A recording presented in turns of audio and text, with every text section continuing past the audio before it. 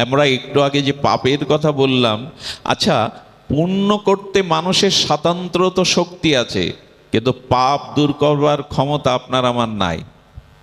এখন দেখছেন YouTube channel Nitai media live. আমাদের প্রাতঃস্মরণীয় জগৎ পূজ্য বৈষ্ণব সেবার মূর্তিমন্ত বিগ্রহ মুরারিমোহন দাস বাবাজি, উনি একটি গুরুভক্তির নমুনা বলতেন। আজও স্মৃতিপটে কানে বাজে ওনার সেই মধুর কণ্ঠ। উনি জঙ্গল দিয়ে যাচ্ছিলেন, বলছেন এক গুরুদেব জঙ্গল দিয়ে যাচ্ছে, গুরুদেবের বড় তৃষ্ণা পেয়েছে, কিন্তু জঙ্গলে পানীয় জল কোথায় পাবে তৎকালীন দিনে? সব শিষ্যদের বললেন, দেখ তো, জঙ্গলের মধ্যে কোনো কুয়ো থাকলে আগেকার রাজা মহারাজারা করে দিত সাধকদের জন্য, সাধুদের জন্য, একটু জল পাস কিনা, আমি তো আর চলতে পারছি না। সবাই গিয়ে ফিরে এলো। সবাই ফিরে এলো কেন জানেন? গুরুদেব, জল আছে বড় একটা কুয়োর মধ্যে, কিন্তু দূষিত জল, পোকা হয়ে গেছে, আর গাছের একটা বড় ডাল সেই কুয়োর মধ্যে পড়েছে। এখন ওই ডালটা না কাটলে কুয়োর মধ্যে প্রবেশও করা যাবে না, আর ডাল কাটতে গেলে ওর মধ্যেই ডুবে মরতে হবে। বৃহৎ কুয়ো। ওর মধ্যে এক শিষ্য গুরুদেবকে প্রণাম করে বললেন, গুরুদেব আদেশ করুন। বলে, আরে ওখানে গেলে তো ডাল কাটতে হবে। বলে, সে ব্যবস্থা আপনার আশীর্বাদ হলে করব। কি বলবো আপনাদের, শ্রী গুরুদেবকে স্মরণ করতে করতে ডাল কাটছে। সেই ডাল সহ কুয়োর মধ্যে যখন পড়ে ও ডুবে যাচ্ছে, তখন শ্রী গুরুদেব বলে ও হৃদয়ের আর্তনাদে, পরম মর্মস্পর্শী আর্তনাদে শ্রী গুরুদেবকে স্মরণ করেছেন। এনারা ছিলেন রামানন্দী সম্প্রদায়ের। হঠাৎ দেখলেন রঘুপতি রামচন্দ্রই তার হাত ধরেছে। রঘুপতি রাজি বলছেন, তার হাত ধরে টেনে তুলেছে এবং তার হাতে একটি সুপেয় শীতল পানীয় দিয়ে বলছেন, গুরুদেবের জন্য নিয়ে যাও। টলতে টলতে এসছেন ভগবত দর্শনে। গুরুচরণে পড়ে বললেন, কিরে, ডাল ভেঙে পড়ে যাসনি? জল কোথায় পেলি? বলে, চিরজীবনের মতো পড়বো না বলেই তো আপনার চরণ ধরেছে গুরুদেব। আপনাকে স্মরণ করেছিলাম, প্রভু নিজে এসে আমার হাত ধরে তুলে দিলেন। আমি বলি কি, এই দেহ যদি গুরু বৈষ্ণবের সেবায় কিছুটা না লাগে, অনেক ভোগ হয়েছে এই দেহে, জানেন, অনেক ভোগ করেছি আমরা এই দেহে, অনেক জন্ম ভোগ করেছি। এই জন্য ভোগের পিপাসা, দেহাবেশ আমাদের মধ্যে রয়ে গেছে। এই দেহাবেশ কাটাতে গেলে সেবা করতে হবে। সেবা ছাড়া তো প্রেম হয় না, সেবা ছাড়া ধর্মও হয় না। বন্ধু সুন্দরের কথা মনে পড়ে? বন্ধু সুন্দরকে যিনি প্রসাদ রান্না করে দিতেন, এই লীলাটি বড় মার্মিক লীলা, আমার তার নামটা মনে নেই। তো যিনি প্রভুকে প্রসাদ রন্ধন করে দিতেন, তার হাতে প্রভু 3 দিন প্রসাদ পাচ্ছিলেন না। বন্ধু সুন্দর হরিপুরুষ প্রসাদ পাচ্ছেন না, আর এই সেবক ডুবরে ডুবরে কাঁদছেন, আমার হাতে বুঝি আর পাবে না। উনি মহেন্দ্রজির কাছে গিয়ে চরণে পড়লেন, আমার কোনো অপরাধ হয়েছে, আপনি দিব্য দৃষ্টি সম্পন্ন, প্রভুর অন্তরঙ্গ কৃপা পেয়েছেন, বলুন না আমার দোষ কোথায়? বলে, ওরে, সবাই যখন প্রভুর দর্শনে আসতো তখন বলতো প্রভু সেবকেই। এখন সেবকের একটা অভিমান ওর মধ্যে এসে গেছিল, আমি প্রভুর সেবা করি। এই যে সেবকের অভিমান, এই অভিমান এসেছে। প্রভু সুন্দর হরিপুরুষ এই মাধুর্য মরুতি আর প্রসাদ নিচ্ছেন না। দেখুন, সেবা করবেন, সেবা করবার কথাই তো আমরা শোনাচ্ছি শাস্ত্রতে, কিন্তু সেবা করতে গেলেও একটা যোগ্যতা লাগবে, সেটা যেন সেবকের অভিমান না আসে। আমি শ্রী গুরুদেবকে সেবা করি, গুরুদেব আমার হাতেই প্রসাদ পায়, এই অভিমান এলেই কিন্তু ভক্তি থেকে, শ্রীগুরু চরণ কৃপা থেকে অনেক দূরে সরে যেতে হবে, অন্তরায় হয়ে যাবে। উনি কি করলেন জানেন? মহেন্দ্রজির কথায় উনি সেদিন রান্নাঘরে গেলেন, বলে দিলেন, ওরে অভিমানটা দূর কর। উনি গিয়ে করলেন জানেন, আহা, এমন কি হয়, যে কাঠগুলো রন্ধনে কাজে লাগে ওই কাঠগুলো বুকে জড়িয়ে ধরেছে। ওরে, তুই পুড়ে পুড়ে ছাই হয়ে, কয়লা হয়ে প্রভুর সেবা লাগিস, আর আমার এই দেহ আমি পুড়িতে পারলাম না, দেহের অভিমান ত্যাগ করতে পারলাম না, কাঠগুলো বুকে জড়িয়ে ধরে অভিমান করছে। তুই পুড়ে পুড়ে ছাই কয়লা হয়ে প্রভুর সেবায় লাগলি, আমি দেহ ক্ষয় করতে পারলাম না। জলগুলোতে বলছেন, আগুনে, এই তপ্ত অগ্নিতে তোকে আমরা ফোটাই, তবু প্রভুর সেবার জন্য তুই কাজে লাগিস। চোখের জল দু এক ফোঁটা পড়ছে। চাউলগুলো হাতে নিয়ে কাঁদছে আর বলছে, ওগো তুমি ছিলে শক্ত, আর অগ্নিতে, আর অগ্নি জলে পুড়িয়ে তুমি হলে নির্মল নরম, কই সেবাতে আমার হৃদয় তো নরম হলো না। এইভাবে কাঁদতে কাঁদতে বন্ধু সুন্দরের চিন্তা করতে করতে রান্না করে ভোগ লাগিয়ে প্রসাদটা যখন দিলেন, প্রভু হাসি মুখে সেই দিনই নিলেন। এইখানে একটি কথা হলো, আমরা অনেকেই সেবা করি, কিন্তু সেবার অভিমান যেন না আসে। কখনো যেন এই অভিমান, এ দেহ তো তারই, বিক্রি হওয়া। দীক্ষা যেদিন নিয়েছি সেদিন এই দেহকেই চিরদিনের মতো বিক্রি করে দিয়েছি, যেন অভিমান না আসে। তাই অনুরোধ করব, ক্ষণভঙ্গুর এই মনুষ্য শরীরে যদি মহৎ সেবা, গুরু সেবা না হয়, এ দেহাবেশ যাবে না। মায়ের এই যে মায়ার আবর্তন হতে, মায়া চক্র হতে আমরা বেরোতে পারবো না। এই জন্য সেবা ভাবনা রাখুন। সেবা করতে গেলে না, সেবা করতে গেলে সেবার ভাবনা চাই। দেবশ্রীপাদ নারদ পূর্বজন্মে দাসীপুত্র ছিলেন, আপনারা প্রত্যেকেই জানেন। আর দাসীপুত্র, তাকে উচ্চ শ্রেণী তাকে খেলতে নেয় না, ব্রাহ্মণ পল্লীতে যেতে দেয় না। মাকে বলল, মা দাসীপুত্র কি অস্পৃশ্য? কেউ আমাকে খেলতে নেয় না, ব্রাহ্মণ পল্লীতে যেতে দেয় না। মা বললেন, দেখ রে, যেদিন সাধু কৃপা হবে সেদিন আমাদের সব কলঙ্ক, সব দুঃখ দূরে যাবে। বলে, মা কোথায় পাবো? বলে, সাধু আসছেন চাতুর্মাস্য ব্রতে। আমি যে বাড়িতে ঝিয়ের কাজ করি ওইখানে 4 জন ব্রজ থেকে সাধু মহাত্মা আসছেন। সারা রাত মা বলছেন এই দাসীপুত্রকে, শোন, সাধু দর্শন করতে গেলে হাত জোড় করে মাথা নত করে দাঁড়িয়ে থাকবি। তখন শিশু, এই দাসীপুত্র শিশু। আর কি করব মা? সাধুদের কৃপা যদি পেতে চাস এক কাজ করিস, সাধুদের জুতোগুলো না ধুয়ে দিয়ে পরিষ্কার করে রেখে দিবি। আর কি করবি জানিস? সাধুরা যখন হরি কথা বলে, হরি নাম করে, ওদের দিকে চেয়ে থাকবি, উৎকর্ণ হয়ে শ্রবণ করবি। মা আর কি করব? বলে, ওরা প্রসাদ পাওয়ার পরে যে উচ্ছিষ্ট থাকে তাই গিয়ে পাবি। দাসীপুত্র, হতভাগিনী দাসীর একমাত্র অবলম্বন, 4 মাস মাত্র এই কাজ করেছিলেন এই দাসীপুত্র। সাধুরা দেখলেন জুতো পরিষ্কার করে, নীরবে দাঁড়িয়ে চোখের জল ফেলে, আমাদের উচ্ছিষ্ট প্রসাদ পাই। ডেকে বললেন, এদিকে আয়। কে তুই? বলে, আমি দাসীর পুত্র, হতভাগা, পিতা নাই। বলেন, আপনারা চলে যাবেন? বলে, হ্যাঁ রে, আমাদের চাতুর্মাস্য বিশ্রাম পাচ্ছে, আমরা আগামীকাল চলে যাব। আপনাদের সাথে আমায় নেবেন? কেন রে? বলে, আপনাদের বড় ভালো লেগেছে, আপনাদের কীর্তন, আপনাদের প্রসাদ, আপনাদের দর্শনে। বলে, মা বেঁচে আছে, এখন আসতে পারবি না, তবে আমরা তোর কানে একটি মন্ত্র দিয়ে যাচ্ছি। এই মন্ত্র জপ করবি, একদিন খুব দ্রুত দেখিস ভগবান তোকে আমাদের চরণে নিয়ে আসবে। মাত্র 4 মাস উচ্ছিষ্ট সেবা করে তাদের মনের প্রসন্নতা লাভ করে এই দাসীপুত্রই পরবর্তী জন্মে হলেন দেবশ্রীপাদ নারদ। সেবা ছাড়া হয়, অনুরাগ ছাড়া হয়। ইনি হলেন দেবতাদের ঋষি, ভক্তি কল্পতরু দেবশ্রীপাদ নারদ। এই জন্য শ্রী গুরুদেবকে, সাধুগুরুগণকে এই প্রাকৃত জগতের মনুষ্য শরীরধারী এই ভাববেন না। গুরুতে মনুষ্য বুদ্ধি, হেয় বুদ্ধি, এটি কখনো করবেন না। শ্রী গুরুদেব আপনার এই ভবপারের একমাত্র কাণ্ডারি, আপনার অনন্ত জন্মের তিমির অন্ধকার দূর করে জ্ঞানের দীপ জ্বালিয়ে দেন যিনি, শ্রী গুরুদেবই একমাত্রই আমাদের ভব মহা রোগের মহা ঔষধি, আর কেহ নাই। গুরু বিনা অন্য কোনো বন্ধু নাই। যে গুরুদেব কি দেন? হরিনাম দেন। গুরুদেব কি দিয়ে দেন? মন্ত্র দিয়ে দেন। এই মন্ত্রই কিন্তু আমাদের ত্রাণ করবে। আমি আপনাদের বিশেষ করে অনুরোধ করব, হরি ভজনের জন্য অন্য কোথাও যাওয়ার প্রয়োজন নাই।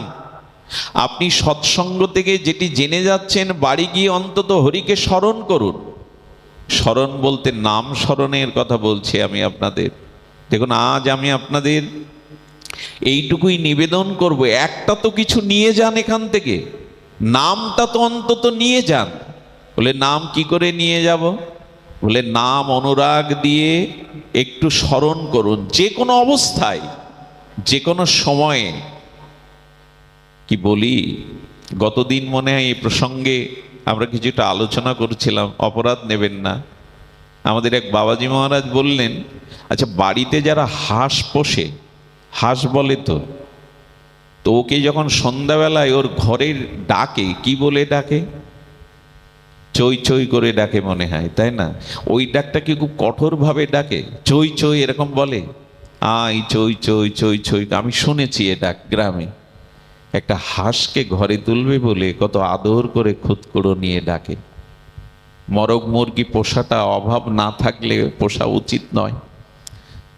অভাব থাকলে আলাদা কথা, অভাব না থাকলে এটা বাড়িতে পোষা উচিত নয়। কিন্তু ওদেরও ঘরে তোলার সময় মানুষ কি বলে জানেন? মনে হয় টি টি এরকম কি একটা শব্দ আছে, ডাকে কিনা?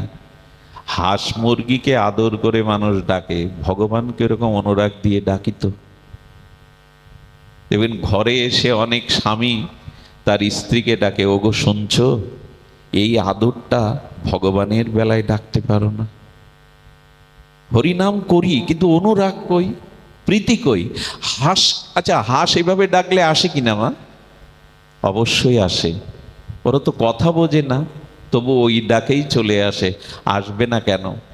দেখুন হরিনাম, হাঁসকে চই চই করে ডাকলে আদর করে চলে আসে, আর ভগবানের নাম করলে ভগবান আসবে না? নাম নামায়তি ইতি, নাম নামিকে নামিয়ে আনে, এই জন্যই তো নাম। নামের একটা বড় দৃষ্টান্ত আছে। তখন সম্রাট আকবর দিল্লিতে, স্তম্ভিত হয়ে গেছিলাম আমি এটা জেনে। এক মহাত্মা বলছেন, আকবর এক সাধুকে দেখেন সবসময় হরে কৃষ্ণ জপ কীর্তন করে। এখন আকবরের কানে অনেকেই বলেছে উনি শব্দ করে কীর্তন করেন, ডেকে ওনাকে একটু সাজা দিয়ে দিন। সম্রাট আকবর ডেকে বললেন, এই তুমি জোরে জোরে নাম করো কেন? বলো জীবের কল্যাণ হয়, বৃক্ষ লতা কীর্মি কীট অন্য প্রাণীদের কল্যাণ হয়। তো বললেন, আচ্ছা এই হরি নামই তুমি হরে কৃষ্ণ বলছো, এদের ফল কি? বলো হরিকে নামিয়ে আনে, নাম নামিকে নামিয়ে আনে। বলে 1 মাসে যদি প্রমাণ না দিতে পারো, আমি তোমাকে কিন্তু মৃত্যুদণ্ড দেব। তোমাকে প্রমাণ দিতে হবে যে নামে নামিকে নামিয়ে আনে। নাম যিনি করেন, নামি তার কাছে নেমে আসেন। নাম নামায়তি ইতি নাম। বলেন 1 মাস তোমাকে নাম করে প্রমাণ দিতে হবে যে হরি নামে হরি আসে তোমার কাছে। গুপ্তচর পেছনে রাখলেন, ও কোথায় কি করে, 1 মাস পরে ওকে ধরে আনবে। আমি সত্য ঘটনা শোনাচ্ছি আপনাদের। এক জঙ্গলে বসে ও কাঁটা দিয়ে ঘিরে কি জপ করছে জানেন? হরে কৃষ্ণ তখন মুখে নেই। আকবর আকবর আকবর, 15 দিন একটা নেই আকবর নাম জপ করছে। আচ্ছা উনার যে চর ছিল, সেই চর তখন কানে কানে আকবরকে গিয়ে বলছেন, আরে ওর হরে কৃষ্ণ নাম কোথায়, ভগবানের নাম কোথায়, তো আপনার নাম জপ করছে আকবর আকবর আকবর এই নাম। আকবর আরো 2 জনকে পাঠালেন, ও ঠিক বলছে কিনা শুনে আসো। বললো সকানে শুনে এসে বলছেন উনি আপনার নাম নিচ্ছেন আকবর আকবর, উনি ভগবানের নাম নিচ্ছেন না। আকবর তখন বলছেন আমাকে যেতে হবে। আচ্ছা ও ভগবানের নাম, ভগবানকে নামিয়ে না আনতে পারলে ওকে মৃত্যুদণ্ড দেবো, এরপরে আমার নাম কেন নিচ্ছে? কৌতূহল পরায়ণ হয়ে আকবর নিজে এলেন। আকবর নিজে এসে ওর কাছে দাঁড়িয়ে বলছেন, এই তুমি ভগবানের দিব্য নাম ছেড়ে দিয়ে আকবর আকবর করে আমার নাম করছো কেন? মানুষটি তখন হেসে বললেন, আচ্ছা আপনার নাম আমি করছি এটা আপনাকে কে বলল? বলে আমি গুপ্তচর পাঠিয়েছিলাম, আরো লোক পাঠিয়েছিলাম, তারা আমার কানে এসে শোধালো যে তুমি আমার নাম করছো। বাবা কথা বলো না। বললো আচ্ছা সম্রাট, আমার একটা প্রশ্নের উত্তর দিন তো, আমি আপনার নাম জঙ্গলে কাটার মধ্যে বসে করছি, আপনি এলেন কেন? আপনি আমার কাছে কেন এলেন? বললেন, বারে তুমি আমার নাম এভাবে জপ করছো, না খেয়ে না দে চোখের জলে, আমার কারণটা তো জানা দরকার, তুমি কেন আমার নাম জপ করছো? বললেন, আপনি দিল্লির সম্রাট, আপনার নাম জঙ্গলে বসে ডাকলে যদি আপনাকেই আমার কাছে আসতে হয়, তো ভগবানকে ডাকলে ভগবানও আমার কাছে আসবে, অবশ্যই আসবে। আকবর স্তম্ভিত হয়ে গেলেন, তাই তো, আমি সম্রাট, আমি জঙ্গলে ওর সামনে এলাম কেন? আমার নাম নিচ্ছে বলেই তো। ভগবানের নাম ভগবানকে নামিয়ে আনে। অনুরোধ করব, দয়া করে এটা ছাড়া আমাদের উপায় নেই। এই কলিহত জীবের জন্য নাম সংকীর্তন ব্যতীত আমাদের অন্য কোনো উপায় নাই। এই জন্য দয়া করে শ্রীগুরু সেবা, মহতের সেবা, ভক্ত সেবা, আর সেই সাথে সাথে হরিনামকে রান্না করতে বসেও করা যায়, কিন্তু ওই যে অনুরাগ মিশিয়ে দিন। হাঁসকে ডাকতে গেলে তো অনুরাগেই ডাকি, নিজের সহধর্মিণীকে ডাকতে গেলেও মাঝে মাঝে অনুরাগ দিয়ে ডাকি, তো সেই অনুরাগটা দিন তাকে। অনুরাগে কি না হয় মনে পড়ে আপনাদের? সেই পাঞ্জাবের এক যুবক যুবতী সুন্দরী রত্ন স্ত্রী পেয়েছিলেন, কিন্তু স্ত্রী আত্মহননের পথ বেছে নেয়। আত্মহত্যা করার পরেই মনোরমা প্রেয়সী যুবতী রত্ন মারা যাওয়ার পরে স্মৃতিশক্তি লোপ পায়। অনেকে যায়, আসক্তি থাকলে, অতিরিক্ত মোহ থাকলে স্মৃতিশক্তি লোপ পায়। প্রথমে তাকে বেঁধে রেখেছিল জানেন, উন্মাদ দশায় এই যুবককে ছেড়ে দেয়, আর এই যুবক শীষ দেয় আর মুখে একটা শব্দ উচ্চারণ করে, কিশোরী গো তুমি কোথায়, কিশোরী গো তুমি কোথায়। এই কিশোরী ওনার স্ত্রীর নাম। আসলে কোথাও না কোথাও ভাগ্য থাকলে মানুষ সেই স্থানেই যায় যেখানে গেলে তার করুণা হয়। ওই পাগল, ধুলা মাখা, ছেঁড়া জামা, উন্মাদ, রুক্ষ সূক্ষ্ম চুল, কিন্তু কণ্ঠে শীষ দেয় আর ওই একটাই শব্দ, কিশোরী গো তুমি কোথায়। এই করতে করতে ঘুরতে ঘুরতে ভাগ্যক্রমে বর্ষণার এক ব্রজবাসীর বারান্দাতে রাত দ্বীপ্রহরে ওই আর্তনাদ করছে করুণ স্বরে, কিশোরী, কিশোরী তুমি কোথায়, কিশোরী গো তুমি কোথায়। রাত 12টায় রাধা ঠাকুরানী, ললিতা, বিশাখা, সখী মঞ্জুরি, মর্ম সখীগণ নিয়ে নিত্য বিসারিকা হয়ে লীলায় চলেছেন। লীলা তো নিত্য, আজও বৃন্দাবনে নিত্য লীলা হয়, চলেছেন রাধারানী অভিসারিকা হয়ে। রাধারানী দাঁড়িয়ে গেলেন। একথা শুনেছেন, তবু আর একবার শুনুন, অনুরাগে কি হয়। ঠাকুরানী দাঁড়িয়ে গেলেন। ললিতা বিশাখা বলছেন, প্রেমময়ী কেন দাঁড়িয়ে গেলি, দাঁড়ালি কেন? বলে, শুনছিস কে যেন হা কিশোরী, হা কিশোরী বলে হৃদয়ের অনুভূতি দিয়ে আর্তনাদ করছে। বলে, বাড়ে পোড়ার মুখী বা রাধে, আরে উন্মাদ পাগল, বউ হারা উন্মাদ, ওর স্ত্রীর নাম কিশোরী।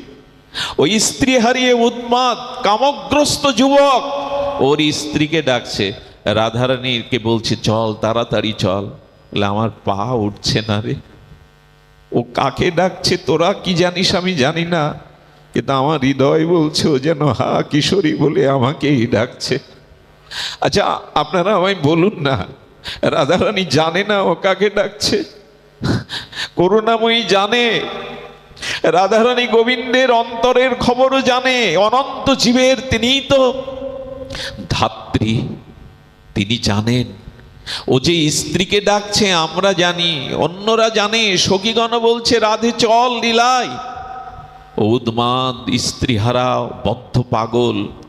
রাধারানী বলছেন, দেখছিস না ও কিশোরী বলে আত্মনাদ করছে, ও ডাকের মধ্যে কেমন অনুরাগ মেশানো, ব্যাকুলতা মেশানো। আসলে ডাকতে হবে ব্যাকুল হয়ে, ওটাই তো নাই হৃদয়ে। রাধারানী বললেন, ও যাকে ডাকুক, কিশোরী তো আমার নাম, ও যেন সব হারায় হৃদয়ের ব্যাকুলতা চোখের জলে আমাকেই ডাকছে, ওকে আমার কাছে নিয়ে আয়। ললিতা হেসে বলছে, বাহ রে বাহ, ব্রহ্মাও তোর চরণ পায় না, ব্রহ্মা শিবাদিত দর্শন পায় না, এই চরণ পায় না। আর ওর মতো বদ্ধ স্ত্রীহারা ও বদ্ধ উন্মাদ পাগল তোকে চরণে, ও তোর চরণের যোগ্য কি? আর ও অনেক পাপী রে, ও তোর চরণে আসবার যোগ্য না। রাধারানী যে কথা বলেছিলেন বড় বিস্ময়কর কথা। রাধারানী বললেন, ললিতা, ওর পাপ বড় রে না আমার চরণের ধুলির শক্তি বড়? কোনটা বড় আপনারাই বিচার করুন। আধার যতই গাঢ় হোক, সূর্য উদয় হলে আধার দূর হতে বিলম্ব হয় কি? ওর অনন্ত জন্মের পাপ যদি বড় হয়, তোরা বল কে বড়? বলে তোমার চরণ ধুলি বড়। যে চরণ ধুলি জগৎগুরু আমাদের রসিকেন্দ্র মৌলি রসিক শেখর যে চরণ বুকে নিয়ে কাঁদেন, যে চরণ মস্তক নিয়ে দেহি পদপল্লব মৌদরম বলে আরাধনা করেন রাধে, সেই চরণের ধুলি। কোথায় পাপ, কোথায় মলিনতা? তাহলে এক কাজ কর, আমার চরণ ধুলি নিয়ে ওর মস্তকে দে, ও পুরুষ দেহ ছেড়ে সখী রূপে আমার কাছে ওকে নিয়ে আয়। এত করুণা তার, এত কৃপা তার। শুধু আচ্ছা, আর কারো ডাক গেল না রাধারানীর কানে? বলো, ওই ডাকটার মধ্যে একটা আত্মনাদ ছিল, একটা ব্যাকুলতা ছিল। এই জন্য গৌরাঙ্গ বলিতে হবে পুলক শরীর, হরি হরি বলিতে নয়নে বহেনে। এই এই এই অনুরাগ চাই। আমি বহুবার বলেছি, তবু আর একবার বললেও আপনাদের শ্রুতি মধুরতার অভাব হবে না। দেখুন, কারো পোশাক যদি, বস্ত্র যদি ময়লা হয়, ওর উপর ডিটারজেন্ট আর সাবান দিয়ে ঘষলেই পরিষ্কার হবে না, ওতে জলের প্রয়োগ করতে হবে।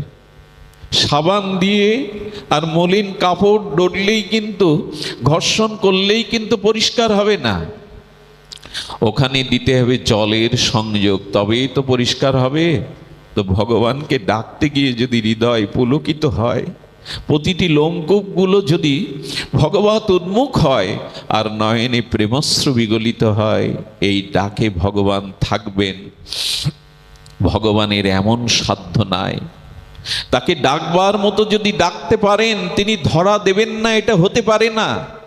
তাই অনুরোধ করব, দেহটা শুধু ভোগের সেবায় না লাগিয়ে, ভোগের উপকরণ না লাগিয়ে সাধুগুরু বৈষ্ণবের সেবা, সেই সাথে সাথে অনুরাগে হরি নাম, এই দুটি সেবা এবং নাম, এই দুটি আমাদের শ্রী ভগবানের প্রেম ভক্তি লাভে সামর্থ্য এনে দিতে পারে। অন্য কিছুতেই আমরা পারবো না। আর ভগবানকে কেন ডাকবেন? কারণ আমরা একটু আগে যে পাপের কথা বললাম, আচ্ছা, পুণ্য করতে মানুষের স্বাতন্ত্র্য শক্তি আছে, কিন্তু পাপ দূর করবার ক্ষমতা আপনার আমার নাই। এ কথাটি একটু ধ্যান দিতে হবে। এরপরে আমি বিশ্রাম রাখছি। মূল্যবান একটি মহিমাপূর্ণ তত্ত্ব কথা, একটু ধ্যান দিন। আপনি আগামীকাল দান করবেন, আগামীকাল 16 মালা জপ করবেন, আগামীকাল একটা ব্রত করবেন, এই পুণ্য কর্ম করার আপনি অধিকারী। কিন্তু যদি বলেন কাল থেকে আর মিথ্যা বলবো না, কাল থেকে আর কুচিন্তা করব না, এ আপনার সামর্থ্য নেই। আছে কি?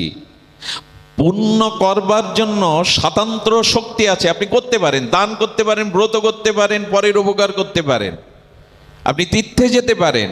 কিন্তু না, কাল থেকে মিথ্যা বলবো না, কাল থেকে কুচিন্তা করব না, বিষয় চিন্তা করবো না, এ আপনার স্বাতন্ত্র শক্তিতে আপনি কুলিয়ে উঠতে পারবেন না। এই জন্য তো ভগবানের নাম শক্তি দরকার। নিজের শক্তি বলে পাপ কেউ দূর করতে পারে না। পাপ দূর করবার জন্য গোপীরা কি বলেছিল জানেন? পাপ কর্ষণম। হে গোবিন্দ, তুমি তো সব কিছু আকর্ষণ করো, কৃষ্ণ শব্দ তো আকর্ষণ, এই কৃষ ধাতু দিয়ে গড়া, সব কিছুকে আকর্ষণ করো। তবে গোপীরা গোপীগীতে বারবার বলেছেন, তুমি জীবের পাপ দূর কর। পাপটা মাঝে মাঝে চাপা থাকে, পাপ আমরা দূর করতে পারি না। নিশ্চয়ই হৃদয় দিয়ে শুনছেন কথাটি। দুর্বাঘাস ওপর দিয়ে পুড়িয়ে দিন, সব পুড়ে যাওয়ার পরে যেন মনে করবেন না দুর্বাঘাস পুড়ে গেছে। আসলে মাটির নিচে ঘাসের যে মূলগুলো আছে, কিছুদিন পর বৃষ্টি এলে, বৃষ্টির ধারা এলে ওর থেকে আবার গজিয়ে যাবে। মাঝে মাঝে রোগে শোকে পরিস্থিতির চাপে আমাদের পাপ চাপা থাকে, কিন্তু সুযোগ পেলেই সে আবার মাথা নাড়া দেয়। এই জন্য পাপ দূর করবার সক্ষমতা আমাদের শক্তিতে নেই, আমাদের ইচ্ছার উপর নির্ভর করে না। এই জন্য দেখবেন ওই দুর্বাঘাস আবার গজিয়ে পড়ে। এই যে বর্ষাকালে চারিদিকে দেখবেন আগাছা জন্মায়, ওই বীজগুলোকে আপনি আমি পুঁতে রেখে আছি রাস্তার ধারে। আসলে বীজগুলি ছিল উপযুক্ত সময়, অনুকূল বাতাস, জল পেয়েছে, ওরা অঙ্কুর হয়েছে। পাপ চাপা থাকে, আবার ওটা প্রকাশ হয়ে পড়ে। এই জন্য পাপ দূর করবার জন্য গোপীরা বললেন, তুমি একমাত্র রক্ষা করতে পারো। হে প্রাণনাথ, হে যদুনন্দন, হে ব্রজেন্দ্র নন্দন, হে প্রাণেশ্বর, তুমি একমাত্র পারো। গোপীরা বললেন, তুমিই তো বারবার রক্ষা করেছো আমাদের, তুমিই তো বারবার রক্ষিতাম মোহ। গোপীগীতের একটি শব্দ আছে, রক্ষিতাম মোহ, বারবার তুমি রক্ষা করেছো। কেমন করে জানেন? আচ্ছা, মনে পড়ে কালীয় নাগের বিষাক্ত জলে, কালীহদ্রের জল সব কিছুই বিষময় হয়ে গেছিল। ওই বিষে যাতে ব্রজবাসীরা জর্জরিত না হয়, তাই কালীয় দমন করেছিলেন কৃষ্ণ। গোপীরা বললেন, তোমার চরণে যারা আশ্রয় নেয় তাদের আর বিষের সাগরে তুমি ডুবিয়ে মারো না, পাপের সাগরে তাদের আর ডুবাও না। তুমিই তো রক্ষা করলে কালীয় দমন করে। এই দেখুন, আরো বলছেন, ওই রাত্রি ব্রজবাসীরা ফিরে যায়নি, সন্ধ্যা হয়ে গেছিল, পূর্ণিমার রাত। ওই কালীহদ্রের তীরেই ব্রজবাসীরা, নন্দ বাবা, যশোদা, সুন্দরী ততিগণ, ব্রজবাসীগণ ঘুমিয়েছিল। মনে পড়ে ওই দিন আগুন লেগেছিল, মনে পড়ে ওই দিন আগুন লেগেছিল। আচ্ছা, গোবিন্দ আছে, রাধারানী সখীরা আছে, আগুন কোথা থেকে এলো? আগুন কেন এলো জানেন? যেখানে ভক্ত আর ভগবান থাকে, সেখানে অন্য দেব দেবী যারা আছে সবাই সেবা করবার উন্মুক্ত হয়েছে। যদি একটু সেবায় লাগতে পারতাম, যদি একটু সেবায় লাগতে পারতাম। আসলে অগ্নিদেব এসেছিলেন। কেন এসেছিলেন? গোবিন্দ আছে, তুমি আসছো কেন, সব পুড়িয়ে দিচ্ছ কেন? হলো কালীয়র বিষে এখানে বৃক্ষের ফলগুলো বিষময় হয়েছিল। ব্রজবাসীরা সকালবেলা ক্ষুধার্ত হয়ে যদি ওই গাছের ফল খায়, তখন বিষক্রিয়া হবে, ফুড পয়জনিং হবে। এই জন্য আগুন এসে পুড়িয়ে দিয়েছিল। কিন্তু আগুন যখন ওদের দগ্ধ করতে যাবে, গোবিন্দ গোবিন্দ বলে, প্রাণনাথ বলে যখন চিৎকার করেছে, গোবিন্দ কি করেছিল সেদিন? আগুনটা নিজে ভক্ষণ করেছিল। ভক্তের জন্য গোবিন্দ বললেন, এই পাপের আগুন, ক্রোধের আগুন, তোমাদের বিনাশ করা যে আগুন, পারলে আমার চরণে আশ্রয় নাও, আমিও ওই আগুন নিজে গ্রহণ করে তোমাদের মুক্ত করব। আর কে আছে আমাদের রক্ষার? রক্ষিতাম মোহ, গোপী বল, বারবার রক্ষা করেছো। আচ্ছা, গোবিন্দ অনেক অসুর বধ করেছিলেন, তার মধ্যে এক অসুরের নাম আপনারা জানেন, অগাসুর। অগা মানে পাপ, অগা মানে পাপ। বলছেন, এই পাপকেই তো তুমি বিনাশ করলে, পাপ বিনাশ করার আর কেহ নেই। তাই হরি নামের বহুত অর্থ, তার মধ্যে মুখ্য দুটি, সর্ব অমঙ্গল হরে, প্রেম দিয়ে হরে মন। হরি নামের বহুত অর্থ দুই মুখ্যতম, সর্ব অমঙ্গল হরে, প্রেম দিয়ে হরে মন। ভগবানের নাম নিলেই কি হয়? অমঙ্গল অর্থাৎ পাপ দূর হয়। আর কি হয়? ওই মনের মধ্যে ভগবান প্রেম ভক্তি দিয়ে দেন। আশা করি আমরা সেবা এবং নাম, এই দুটি আমরা আঁকড়ে ধরব। সুধীবৃন্দ, আজ কয়েকটা দিন ঝড়ো ঝড়ো আষাঢ়ের ধারা বইছে। আজ জানি না আকাশ আমাদের প্রতি কি কৃপা করলো, জানি না আপনাদের দিকে বৃষ্টি হচ্ছে কি না। চারিদিকেই ছিল। আজ আপনাদের মতো ভক্তের জন্য দেবরাজ ইন্দ্রও হয়তো কৃপা করে তার বরিশন আনেননি। এই বাড়িতে অনুষ্ঠানের একটা ইতিকথা আছে। এই বাড়ির যিনি মা, বাবার কি নাম ছিল যেন, যিনি বিমানচন্দ্র সাহা মহাশয়, আজ তিনি গোবিন্দের দাস, রাধারানীর দাসী। উনি দেহ রেখেছেন তার সহধর্মিনী যিনি, তার অর্ধাঙ্গিনী যিনি, তিনি জানেন তিনি ফরিদপুরেই থাকেন। তো তার মনে একটি অভিলাষ জেগেছিল যে তার প্রয়াত স্বামীর জন্য হয়তো প্রতি বছর তিনি আশ্রমে বা আমাদের আঙিনাতে একটু সামান্য কিছু প্রভুদের হাতে দেন তার আত্মার কল্যাণের জন্য। কিন্তু তার অভিলাষ ছিল আপনাদের মতো ভক্তদের চরণ ধুলিতে তার প্রয়াত স্বামীর বা তার দুটি কন্যা সন্তান আছে, তাদের পিতার আত্মকল্যাণের জন্য তার আহ্বানে আপনারা কৃপা করে এখানে পদার্পণ করেছেন। ওনার পক্ষ থেকে আমি করজোড়ে গললগ্নি কৃতবাসে ক্ষমা চাইছি। বসবার সুব্যবস্থা অল্প পরিসরের মধ্যে আমরা করতে পারিনি। উনি যতটুকু চেষ্টা করেছেন আপনাদের চরণধুলি পাওয়ার জন্য, আপনাদের কাছে একান্ত অনুরোধ, আসুন আমরা দুবাহু প্রসারিত করে গৌর গোবিন্দ চরণে, শ্রীনামের চরণে ওনার আত্মা যাতে দিব্যধাম ভগবত ধাম প্রাপ্ত হয়, আমরা সেই প্রার্থনাই করব, যাতে ভগবান তার আত্মার দিব্য গতি প্রাপ্ত করান। জয় শ্রী গুরু প্রেমানন্দে গৌর হরি বল। জয় শ্রী রাধে। আপনাদের চরণে রাতুল চরণে প্রণতি জানিয়ে আজকের মতো হরিকথার আমরা পূর্ণ বিশ্রাম রাখছি। একটি নিমন্ত্রণ শ্রাবণের 2 তারিখে আমাদের মোকশেদপুরস্থ নিশাতলা আমাদের শ্যামল দাদাজির বাবার আত্মকল্যাণে পাঠ আছে। এই জীবাধমের আসবার কথা আছে মোকশেদপুরস্থ নিশাতলাতেই শ্রীমন্দিরে আগামী 2রা শ্রাবণ হরিকথা আছে। আপনারা এই অমৃত যজ্ঞে সকলে আসবেন এই প্রার্থনা করে। আর 7 তারিখে পুকুরিয়া একটি পাঠ আছে, আমাদের বিপ্লব দাদা যে আছেন তাদের পুকুরিয়ায় একটি পাঠ আছে 7ই শ্রাবণ। আপনারা নিমন্ত্রিত।